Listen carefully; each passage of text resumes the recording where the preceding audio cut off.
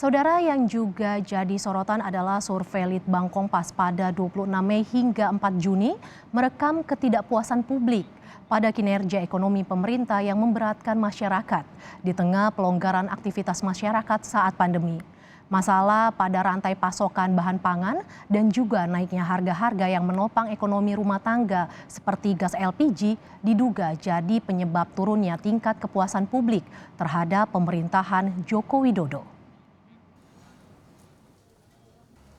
Hingga saat ini, harga dan ketersediaan pasokan minyak goreng masih menjadi sorotan publik. Begitu juga dengan harga gas, bahan bakar minyak, dan sembako yang terus mengalami kenaikan. Kenaikan harga-harga bahan konsumsi rumah tangga inilah yang diduga menjadi pemicu lebih banyak masyarakat yang tak puas dengan kinerja pemerintah. Hal ini terekam dalam survei Litbang Kompas yang dilakukan pada 26 Mei sampai 4 Juni 2022. Kepuasan publik turun menjadi 67,1% dari survei pada Januari 73,9%.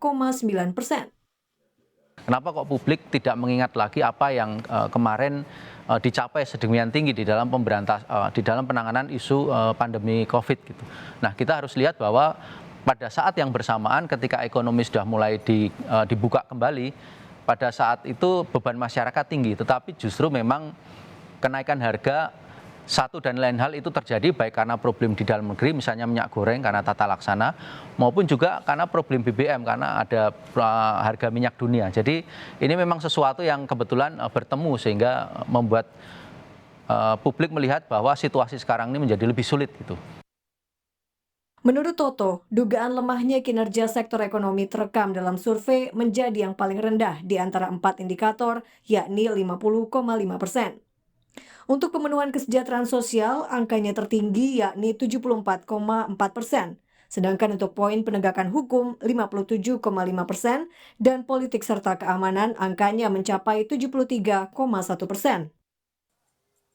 Kelompok menengah ke bawah yang tak mendapat bantuan pemerintah cenderung menganggap kinerja pemerintahan di bidang ekonomi menurun, apalagi bagi mereka yang terdampak pandemi.